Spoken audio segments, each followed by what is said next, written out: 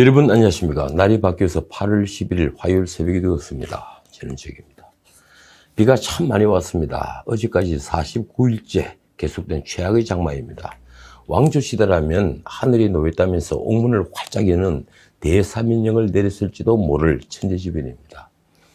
인명피해도 이제 10명을 넘었습니다. 이 산사태만 천여 건으로 16명이나 목숨을 잃었습니다. 지난주 방송에서도 말씀드렸지만 이 큰 비에도 4대강 유역은 낙동강 하류 창녕에서 제방이 무너진 걸 빼면 큰 범람은 없었습니다. 4대강 정비를 두고 그리 몰아세우는데 말입니다. 오히려 지류가 더 문제였죠. 그들은 진짜 환경과 생명을 사랑하는 사람들이 아니었습니다. 지난 몇 년간 그런 정치인들이 낭비한 돈을 아껴서 지류들을 마저 정비했다면 건설 경기도 살아나고 이번 비의 피해도 많이 줄었을 텐데 안타깝습니다. 많아도 30조면 지류를 정비해서 문제의 녹조도 사라졌을지 모릅니다. 30조는 일자리 만든다는 돈의 절반 정도죠. 4대강 사업 때 빠졌던 섬진강은 제방이 유실되면서 범람해서 곡성이 물에 잠겼습니다. 집들이 물에 잠긴 걸 보고 있자니 정치인에겐 내일을 내다보는 해안이 있어야 한다는 걸 다시 한번 절감합니다. 물에 잠긴 소떼들이 길을 달려서 산사로 피신하는 걸 보면서 인간은 축생보다도 어리석다는 생각을 했습니다. 그런데 문 대통령의 시각은 역시 저 같은 사람과는 아주 달랐습니다. 어제죠. 문 대통령은 수석보좌관 회의에서 댐의 관리와 4대강 보호 영향에 대해서도 전문가들과 함께 깊이 있는 조사와 평가를 당부한다며 4대강 보가 홍수 조절에 어느 정도 기여하는지를 실증적으로 분석할 수 있는 기회이기도 하다고 말했습니다. 그러니까 이명박 정부의 4대강 사업의 부정적 인식을 그대로 드러낸 말이죠.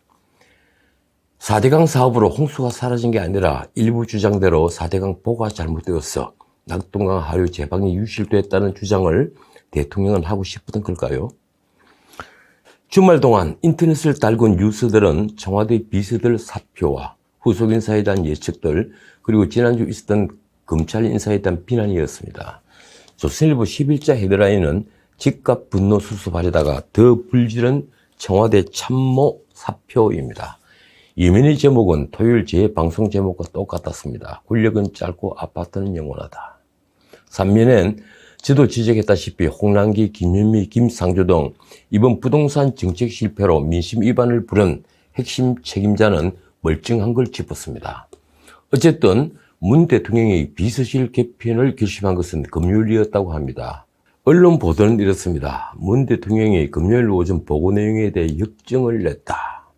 그러니까 노영민 비서실장으로부터 일부 수석의 강남주택 처분을 둘러싼 논란에 대한 보고를 받고 대통령이 화를 냈다는 거죠. 하긴 문 대통령이 노무현 정부 민정수석을 할 때 그 밑에서 공직기강 비서관으로 근무한 김조원 수석이 이번 논란의 주역이었습니다. 그런데 그 뉴스를 접하면서 보통 사람들이 느끼는 감정은 어땠을까요? 제 생각은 이렇습니다. 이번 부동산 정책 집값 파동의 책임은 오롯이 문 대통령의 몫입니다.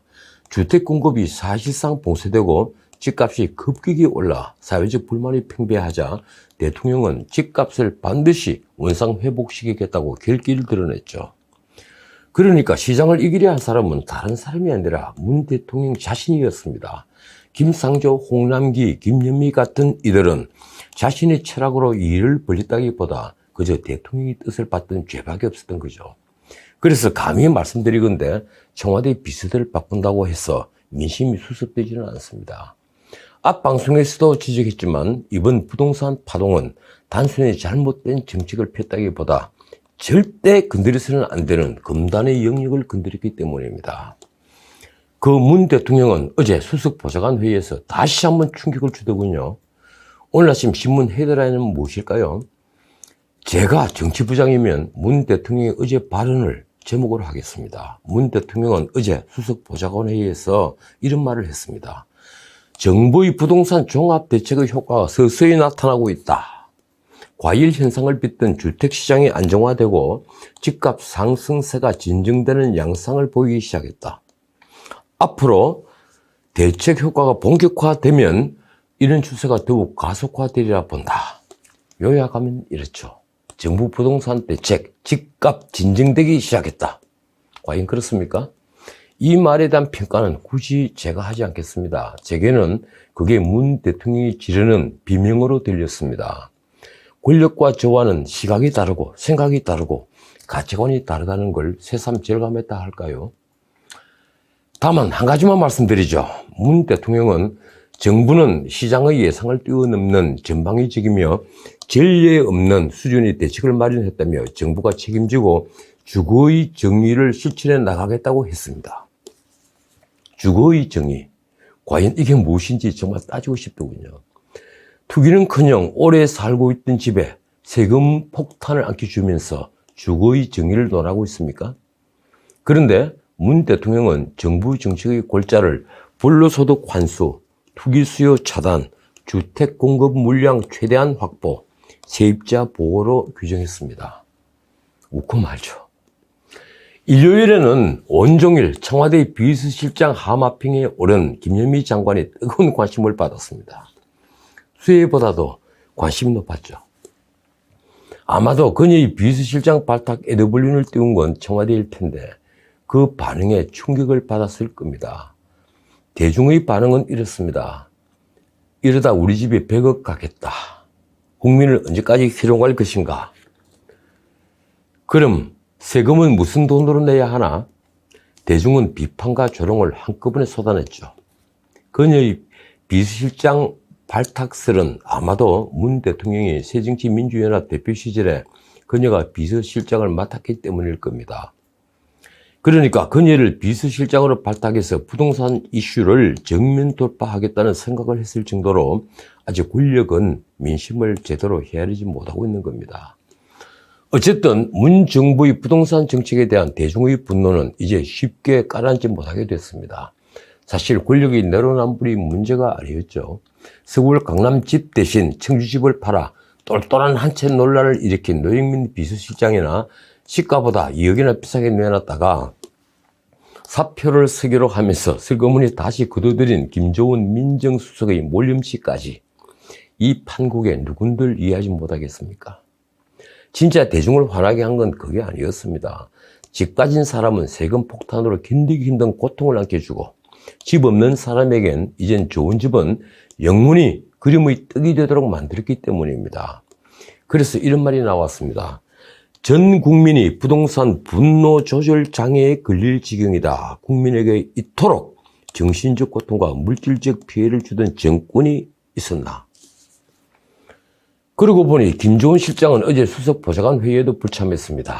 유종의 미를 거두고 싶지 않아서일까요? 아니면 제대로 항명을 한 것일까요? 어제 청와대는 정무수석에 최재성 전 의원, 민정수석에 김종호 전 공직기강 비서관, 시민사회 수석에 김재남 전 통합진보당 의원을 임명했습니다. 전형적인 회전문 인사니 평가할 가치도 없습니다만 김재남 씨를 등용한 걸 보면 이 정권의 성향이 드러난다 할까요? 인터넷에 노영민 비서실장의 유임을 두고 온갖 조롱이 쏟아졌습니다. 또 쇼였다. 그러면서 끝내 집을 팔지 않았던 김조원, 김거승 수석은 이제 홀가분하게 다주택자로 남게 됐다고 비꼬았습니다. 일요일 비가 오는데도 서울과 수도권 곳곳에서 정부의 부동산 정책에 항의하는 집회가 열렸습니다. 집 가진 게 죄인가? 이런 질문이 쏟아졌죠.